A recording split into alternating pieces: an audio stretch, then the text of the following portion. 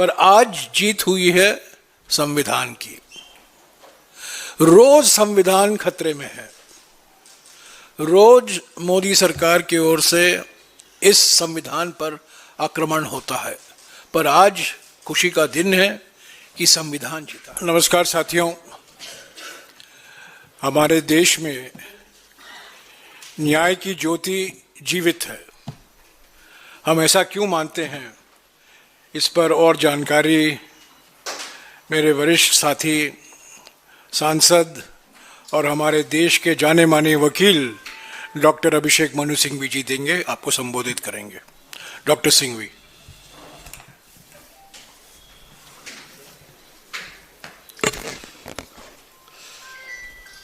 धन्यवाद जयराम जी। नमस्कार दोस्तों, मैं शुरुआत में इतना आपको अर्ज कर दूं कि ये याद रखना आवश्यक है कि हम क्या नहीं कर रहे हैं। आज हम आत्म प्रशंसा के लिए या एक बहुत दावा करने के लिए कि हम जीत गए हैं और तुम लोग गलत हो, उसके लिए नहीं आए हैं। सिर्फ हम कुछ सिद्धांतों को आपके सामने उजागर करने के लिए आए हैं। ये बताने के लिए नहीं आए कि हम विजयी हैं और आप पराजय हुए हो। ये समय है 3-4 मूल सिद्धांतों को याद रखने के लिए।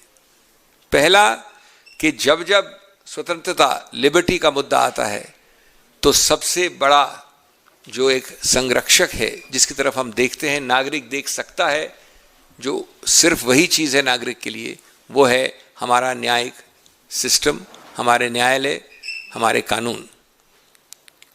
हमको ये याद रखना है, जो सैकड़ों बार कई 100 साल पहले से कहा गया है कानून में, कितने भी ऊंचे हो, कहीं भी हो, कभी ये ना भूलो कि आप कानून के नीचे हो।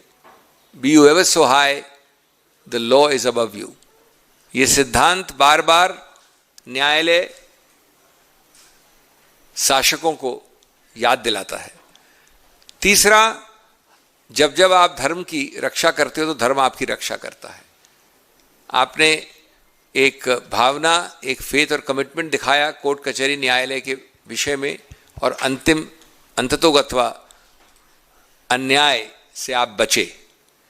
और मैं स्पष्ट करना चाहता हूं कि इसमें कोई सब जुडिस रूल का मुद्दा नहीं है। ये निर्णय आ गया है, हम स्वतंत्रता से बोल सकते हैं, लेकिन फिर भी मैं सीमाओं के अंदर जानबूझ के बोल रहा हूं, क्योंकि मैं ऐसा नहीं दर्शाना चाहता हूं कि मैं कोई दावे कर रहा हूं। मैं आपको याद दिलाना चाहता हूं कि इस केस की यात्रा बहुत अल्प समय में कई अलग अलग जगहों से निकली है, बल्कि दौड़ी है, क्योंकि बहुत कम समय में ये काम होना पड़ा था। एक कामरूप के मैजिस्ट्रेट में ये कहानी शुरू हुई थी, प्रेस कॉन्फ्रेंस 5 तारीख के बाद।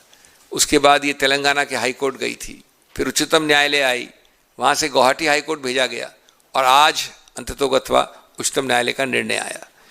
इस पूरे प्रक्रिया में, न्यायिक प्रक्रिया में, हमने पूर्ण रूपेण आस्था दिखाई, विश्वास दिखाया, और हमें पूरी आशा और विश्वास था कि न्याय और सच्चाई की जीत होगी। ये हमको जो सबसे महत्वपूर्ण कानूनी, संवैधानिक, गणतांत्रिक सिद्धांत याद दिलाता है, वो एक है कि जब कोई मानहानि का आरोप हो, और अभी हम आरोप के क्षेत्र में हैं, तो आपको एक प्रश्न सबसे पहले पूछना चाहिए, क्या गिरफ्तारी के बिना तहकीकात नहीं हो सकती? अगर गिरफ्तारी के बिना तहकीकात असंभव है, तो वो बहुत बहुत बहुत रेयर केसेस में आप गिरफ्तारी कर सकते हैं।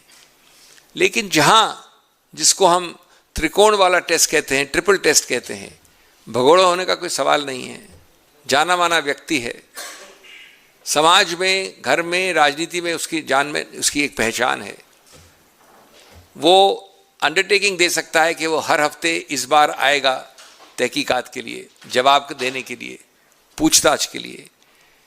आजकल विदेश भागने का सवाल नहीं उठता, क्योंकि पासपोर्ट अवेलेबल होता है जब्त होने के लिए। जिस प्रेस कॉन्फ्रेंस का विषय है, इसमें सब कुछ पारदर्शी रूप से सामने रखा गया है। कोई डॉक्यूमेंट्री या कोई ऐसे साक्ष्य नहीं है जिनसे भय हो सकता है कि जिनसे कोई इंटरफेयर किया जाए।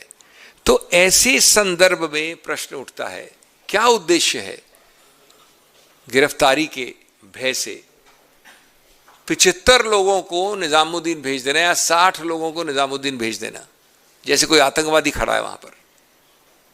उसका उद्देश्य एक ही हो सकता है कि आप किसी को ह्यूमिलिएट करना चाहते हैं, किसी को बेशर्मी से हैरेस करना चाहते हैं, और ये कानून संतुलित रूप से अनुमति नहीं देता है, क्योंकि आपकी तहकीकात और गिरफ्तार के बीच में एक संतुलित इक्वेशन होना चाहिए। एक और व्यापक मुद्दा है, और मैं विनम्रता से कहूँगा, मैं कोई भी नहीं हूँ वैसे सुझाव देने के लिए माननीय मुख्यमंत्री को, और मुख्यमंत्री वापस बन सकते हैं 4 तारीख को, वापस नहीं बने वो मुद्दा है ही नहीं, चाहे जीते वो हारे, उनको ये सोचना चाहिए, पुनर्विचार करना चाहिए कि जो 3 पन्नों में उच्चतम न्यायालय ने पैराग्राफ 22 में कोट किया है उनको, माननीय मुख्यमंत्री को, और कई चीजें कोट नहीं की हैं जो मेरी याचिका में है, जो न मैं बोल सकता हूं न कोट कर सकती है उच्चतम न्यायालय। तो मैं एक बड़ा विनम्रता से प्रश्न पूछूंगा कि क्या ये शोभा देता है किसी शपथ ग्रहण संवैधानिक पदासीन व्यक्ति को? और ये चुनाव की बात नहीं है, आप जीतें कल, आप हारें कल।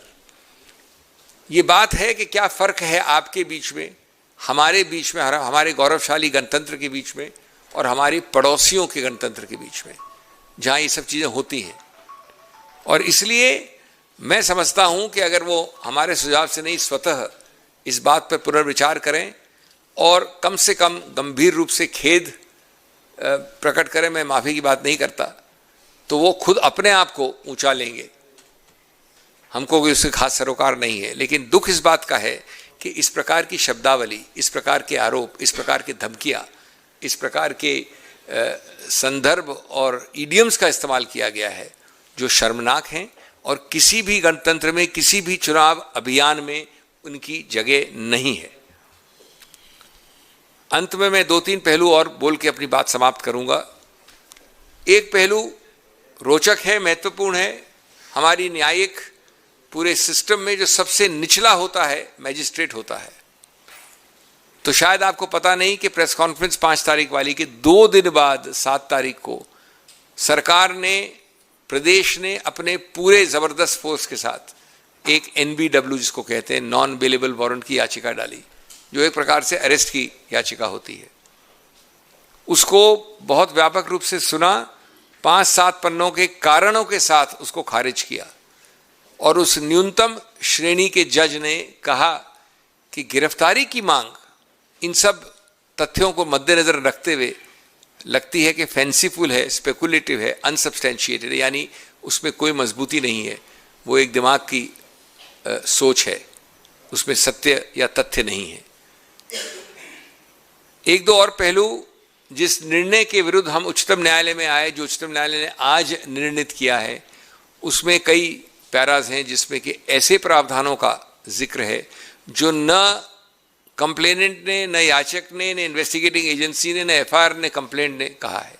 एक उदाहरण है अनुच्छेद 339 का, आरोप नहीं लगा है लेकिन उच्च न्यायालय में उसका जिक्र आ गया है। इसकी बात उच्चतम न्यायालय ने की है।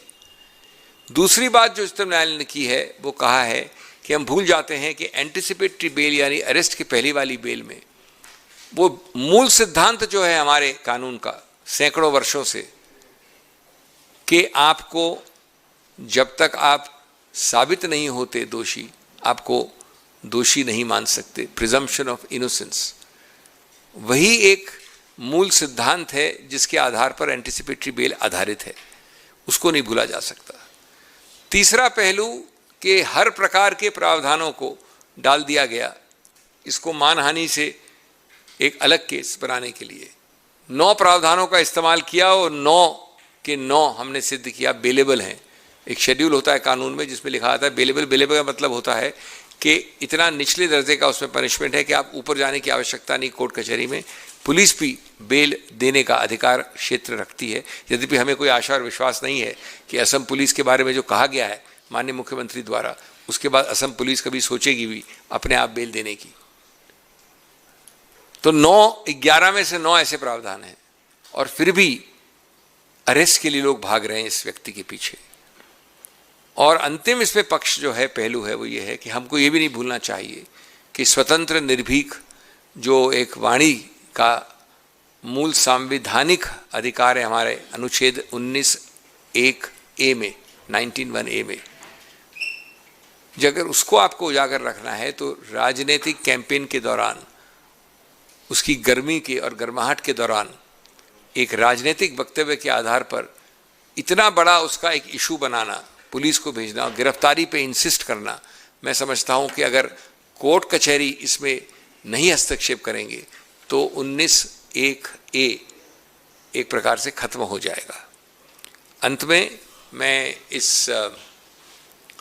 निर्णय का पूरे रूप से एक समर्थन करते हुए बधाई देता हूं समाज को, देश को, कि उच्चतम न्यायालय ने सही समय में इतनी जल्दी 2 दिन में ये निर्णय दिया, क्योंकि इसमें लिबर्टी के मुद्दे थे।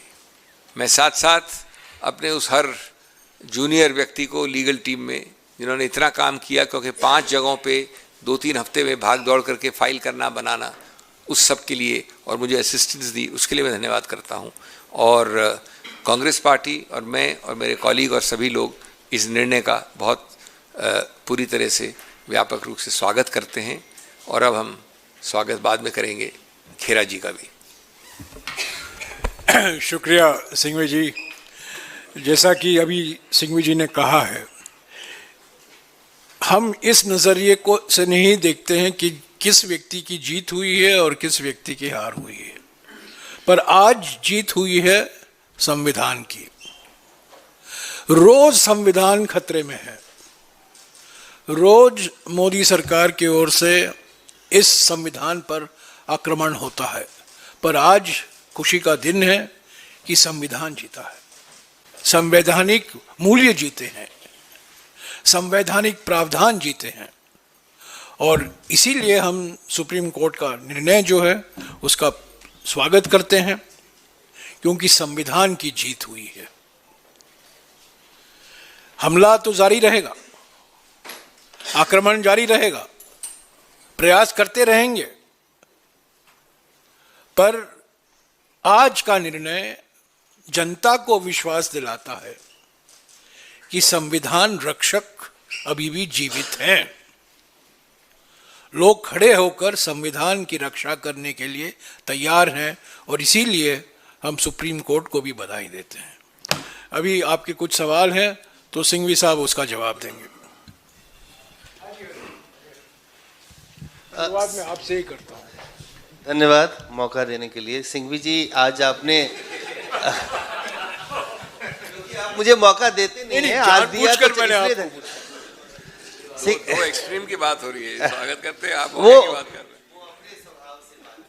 सिंघवी जी, सवाल आपसे है कि आज आपने अपने आर्गुमेंट में भी कहा कि धारा 339 का जिक्र नहीं था, एफआईआर में भी नहीं था, बाद में उसको जोड़ा गया, हालांकि वो भी अवेलेबल है और 11 में से 9 जो है एफआईआर में जिसका जिक्र है वो भी अवेलेबल है। क्या आपको लगता है कि एक बहुत बड़ा फ्लॉ था गुवाहाटी हाई कोर्ट के उस फैसले में, जिसको आज सुप्रीम कोर्ट ने करेक्ट किया? देखिए, हमारा सिस्टम ऐसा है कि हाई कोर्ट्स करेक्ट करते हैं निचले अदालतों की गलतियों को और उच्चतम न्यायालय हाई कोर्ट्स को करेक्ट करता है, तो इसमें कोई नई बात नहीं है। ये आदर के साथ किया जाता है, ये सिस्टम के अंतर्गत किया जाता है। इसका मतलब नहीं है कि हम कुछ जज के बारे में कह रहे हैं, हम निर्णय के बारे में कह रहे हैं। निश्चित रूप से उस निर्णय में त्रुटियां थीं, त्रुटियां हमने पॉइंट आउट की। पैरा 14 में ये त्रुटि है जिसकी आप बात कर रहे हैं, पैरा 15 में और त्रुटियां हैं, और उन पैराओं को देखकर आखिर उच्चतम न्यायालय का अधिकार क्षेत्र इसलिए बनता है। लेकिन मूल मुद्दा ये नहीं है। मूल मुद्दा क्या है? मूल मुद्दा है कि जहां बेलेबल हों ऑफेंसेस, इक्का दुक्का न भी हों, जहां ऑफेंसेस बेलेबल हैं, जहां देश के ऊपर कोई, ये बायलैटरल चीज है, ये मेरे और इनके बीच में मानहानि की बात है, ये समाज के ऊपर कोई आक्रमण नहीं है, ये कोई ऐसा वक्तव्य नहीं है कि जिससे कि राइट्स हो जाएंगे। तो आपको पहला प्रश्न ये पूछना है कि क्या 50, 60, 70 लोग जाएंगे निजामुद्दीन, जो आपने देखा है टेलीविजन, मैं नहीं बोल रहा हूं, टेलीविजन में है सब जगह। इसका उद्देश्य क्या है? इसका उद्देश्य तहकीकात नहीं हो सकती ना। ये है मूल मुद्दा कि आप अरेस्ट करने के लिए सिवाय उसके और कोई आपके पास विकल्प नहीं है। ये कहाँ दिखाया आपने? कई ऐसे केसेस होते हैं जहां गिरफ्तारी आवश्यक होती है। एक व्यक्ति जो जाना माना है, जिसके रूट से सोसाइटी में, उसको भगोड़ा बना के ये करना है सही नहीं है। आपका कोई फॉलोअप क्वेश्चन? दूसरा मौका। मोहित।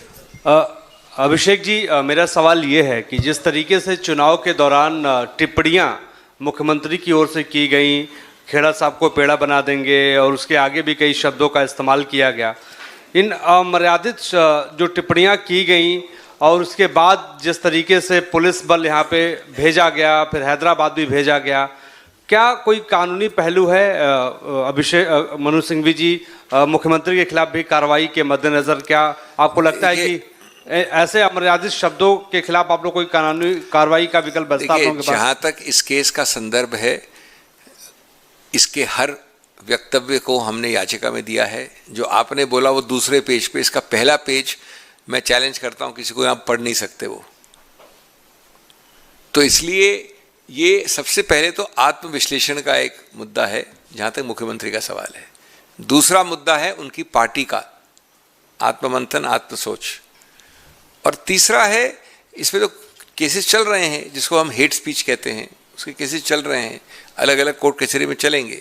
लेकिन मुद्दा है कि साहब, जहां आप एक मानहानि को एक कारण बना के जो आपने शब्दावली का इस्तेमाल किया है, वो मानहानि के कई कोस आगे निकल गया है।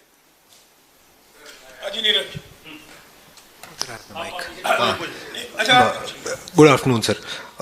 Sir, I want to ask you, considering the multiple legal fora and various courts that Mr. Khera had to undergo in his pursuit of liberty in the matter, I want to ask you, to what degree did you anticipate or hope that he'd finally avail prompt relief from the Supreme Court, considering that Mr. Khera had been denied liberty in all the erstwhile forums of relief? See, this is the beauty of our judicial process.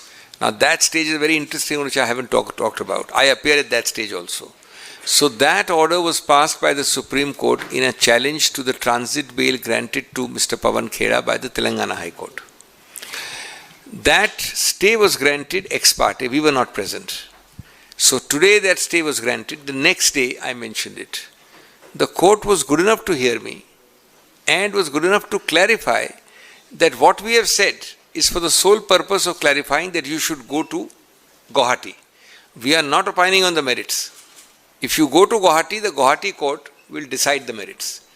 That very important paragraph gave us the liberty to argue the matter unhindered by any past order in the Guwahati High Court. It's a different matter, we lost in the Guwahati High Court, but then it came back to the Supreme Court.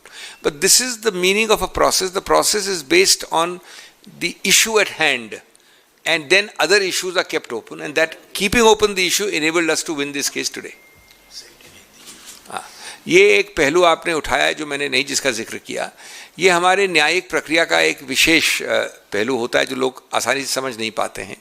जिस hearing की आप बात कर रहे हैं वो Telangana high court के transit bail order के विरुद्ध एक याचिका लाई गई थी सरकार, असम सरकार द्वारा, जिसमें सोलिसिटर जनरल साहब अपेयर हुए थे, और उसको स्टे कर दिया गया, स्थगित कर दिया, यानी उसके कार्यान्वित होने को रोक लगा दी गई जब हम वहाँ नहीं थे। यानी इसको कानून में एक्स पार्टे कहा जाता है, जहाँ पर दूसरी साइड नहीं होती उपस्थित। तो अगले दिन मैंने उसको मेंशन किया सुप्रीम कोर्ट को, लेकिन उच्चतम न्यायालय ने सही रूप से ये स्पष्टीकरण दिया उसी दिन कि हमने सिर्फ एक कारण से स्टे लगाया है जिससे आप जा सके गुवाहाटी हाई कोर्ट। हमारा कोई भी उद्देश्य मंतव्य नहीं है कि हम किसी रूप से मेरिट्स के ऊपर कोई भी अपना मत दें। आप जो कहना चाहते हैं वहाँ कहिए, और हमारे किसी वक्तव्य से बिना इन्फ्लुएंस हुए गुवाहाटी हाई कोर्ट को निर्णय करना है। इससे हमारे दरवाजे खुले। फिर हम गए वहाँ पर, अलग बात है कि हम गुवाहाटी में हारे, लेकिन बाद में वो करेक्शन हुआ है और उसका निर्णय आज आया है। Singhvi sir, Neeraj, news 18 India से। हमारा सवाल ये है कि गिरफ्तारी के लिए कोई आधार नहीं था इस पूरे मामले में, लेकिन जिस साक्ष्य और तथ्यों के आधार पर पवन खेड़ा जी ने प्रेस कॉन्फ्रेंस किया था, तब विदेश मंत्रालय के सूत्रों ने कहा है, आधिकारिक सूत्रों से जो हमारी जानकारी आई है, कि वो जो जितने भी डॉक्यूमेंट्स थे वो फर्जी थे। तो अब इस मामले में आप लोग का आने वाले वक्त में केस कितना मजबूत रहेगा जब ये केस चलेगा? क्योंकि अग्रिम जमानत तो मिल गई है, लेकिन केस कितना मजबूत रहेगा आने वाले दिनों में? देखिए, इसमें कुछ आपको तकनीकी पहलू बताना आवश्यक है। पहली बात जैसा आपने कहा, ये अग्रिम जमानत और लिबर्टी का मुद्दा है अभी इस स्टेज पे। निश्चित रूप से केस को देखना पड़ेगा, लेकिन दूसरा एक जो होता है, सबसे जो मैंने कहा आवश्यक सिद्धांत, जो 40 साल पहले सिबिया जैसे केस में कहा गया, प्रिजम्पशन ऑफ इनोसेंस। आप अभी से अगर मान लें कि 2 दिन में, इसमें आरोप ये है कि 2 दिन में या 5 दिन में हमने फोरेंसिक रिपोर्ट एग्जामिन करवा ली, फोर्जरी है, ये सब मामले ट्रायल के हैं। आपने देखा है, दिन प्रतिदिन आप देखते हैं कि कितनों सालों चले हुए केस अंत होते हैं एक्विटल में, निराधार पाए जाते हैं, व्यक्ति विशेष को एकदम दंडित नहीं किया जाता है।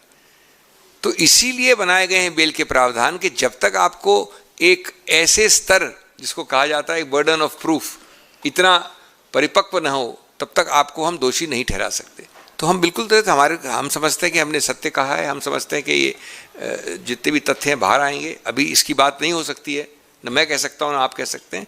कानून देखेगा, ट्रायल देखेगी, और फिर जो सत्य की विजय होगी वो होगी। सिंघवी साहब इधर, to your right.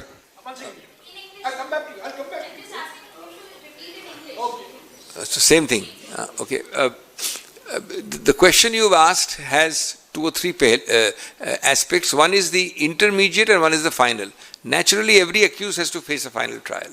Equally, we know how many very heavy cases, I mean, defamation is a case, but it's not such a major charge. You know how many cases of murder and money laundering have ended in acquittal. So, just to say that you have an allegation is nowhere near proof. That is the meaning of presumption of innocence. That is the meaning of burden of proof. A burden of proof is required to be very heavy before somebody is convicted. Mr. Khera's stand is that he has sufficient material. A, that there is no forgery. That is his case. I'm not saying it's right or wrong, that the court will decide. B, that there is sufficient material. And C, that there are public documents of a public nature which evidence what he's saying. Now, he may be right or wrong, he'll make his case in trial. But to expect that that should be done now by arresting him on something which he was saying in a press conference is where the whole heart of the issue is. Yeah, Singhvi Saab, you just mentioned that the Assam government sent over 50, 70 cops, I'm with not the sure sole the number. The Solicitor General intervened with to the say sole that, yes. intention of arresting Mr. Khera in order to harass and humiliate him. So do you think this kind of politics is, as you've been saying in the past, the politics of intimidation and harassment, Well, और प्रतिशोध की राजनीति? और दूसरा, आपने अभी जवाब नहीं दिया कि will you pursue this matter against the Chief Minister for the use of language, and all that? let me tell you, I don't want to mix up the two. I am already appearing, not for these facts. I'm not talking of Pawan Khera's case at all now. In a set of speeches and addresses by the same Chief Minister in a matter which is going on in the High Court of Guwahati. The Honorable Chief Justice bench is hearing where I am the counsel, the respondent is the same Chief Minister, and notice has been issued. Notice, as you know, means prima facie there is something to answer, and the state over 1.5 months has not filed a reply. So that is already going on. Yeah, Dr. Singhvi, my question is more political than legal, without getting into the merits of the case, whether the documents were forged or not. The larger issue is, this was a political battle. This was a press conference done in the run-up to the elections. Why did you drag the Chief Minister's family? You, in the sense that, why did the Congress, why did the Congress drag the Chief Minister's wife and other members of the family when they were not clearly political participants? See, actually, your question has the answer itself. It is because a political stand was taken by a political spokesperson at a political press conference that it should not have been made into a defamation case of criminal nature and 75 people sent to Nizamuddin. This is part of the political process. Now, in the political heat of the moment, first of all, he is not the only one who may, I am not accepting it at all, he is not accepting it at all, may have exceeded some limits. I am assuming it for a moment to answer your point. But that is precisely the reason, that is why a latitude is given by 19(1)(a). And an additional latitude should be given by political adversaries during a campaign. Everything is not strictly produces with legal proof, as I argue before you, saying volume so and so and page so and so. So first and foremost, I answer your question by saying that the fault lies in the originating, A, B, in the viciousness with which it was pursued. It was pursued with viciousness of an unimaginable kind. Ultimately, it's essentially a defamation allegation. Remember, the maximum punishment is 2 years. So, I think people have to be a certain amount of latitude, but that is gone. That is gone from the discourse now. Yes, and by the way, this allegation is not against the lady. This is another point which is a mistake. The allegation is principally, and I don't know if it's right or wrong, the trial court will decide, I'm not opining on the merits, is that the political person has to file a declaration. So if I am the political person and I find a declaration, if this is my wife, they have to be clubbed. They have to be clubbed. Now the declaration will be bad if the wife's declaration is bad. So in that sense, you know, if you are married, they are clubbed. It's as simple as that. Okay? Thank you. Only on this, only on this. No, only. इसी विषय पर इसी विषय पर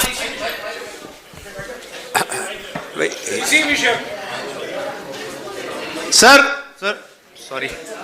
supreme court में हालिया जो judgement आया और कहा कि सुप्रीम कोर्ट को ये जरूरत महसूस नहीं होती कि अलग से हेटफुल स्पीच के लिए कानून बनाया जाए।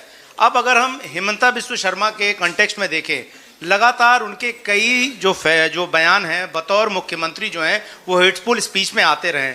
आपको क्या लगता है कि एक कमी जो है उस जजमेंट में है जिसे पूरी की जानी चाहिए, और खास करके हिमंता के बयान को सुप्रीम कोर्ट ने अपने इस हालिया फैसले में अनपार्लियामेंटरी कहा है, हाँ। उस कंटेक्स्ट में क्या सुप्रीम कोर्ट को देखना चाहिए कि इस कानून की जरूरत है? इसमें आपको ये जानना आवश्यक है, बड़े मुख्य महत्वपूर्ण बिंदु है 2-3। नंबर 1, ये जो निर्णय आप इसकी बात कर रहे हैं जो कल परसों आया है, इसमें साथ साथ बड़ा स्पष्ट और व्यापक कहा गया है कि अभी हमारे पास पर्याप्त प्रावधान हैं अलग अलग एक्ट्स में जिसमें आप दंडित कर सकते हैं इस चीज़ को, ये कहा गया बार बार। तो इसलिए उनका प्रयोग करें, सीधा सुप्रीम कोर्ट आने की आवश्यकता नहीं है। ये मुख्य धारा है इस निर्णय की। दूसरा, जहाँ तक आप असम की बात कर रहे हैं, मैंने आपको बताया ऑलरेडी उच्च न्यायालय असम ने, मुख्य न्यायाधीश के कोर्ट ने कारण बताओ नोटिस इन्हीं चीफ मिनिस्टर के विषय में, इन्हीं की हेट स्पीच के विषय में इशू कर दिया है। तीसरा, उस याचिका में अभी जवाब आना है उनकी तरफ से। जब जवाब आएगा तो हम जवाब रिजॉइंडर देंगे। तो ये कार्रवाई चल रही है। पर इस बार इन्होंने उच्चतम न्यायालय सिर्फ इतना कहा है कि आपके पास और कई प्रावधान है, मैजिस्ट्रेट के पास जाके कंप्लेंट करने की, सेशंस कोर्ट में जाके कंप्लेंट करने की, हाई कोर्ट में याचिका जाने की। ये तुरंत एक अलग कानून की आवश्यकता नहीं है, क्योंकि जो कानून है उसका उपयोग करके मैं आपको आरोपित कर सकता हूं। ओके, शुक्रिया, थैंक यू।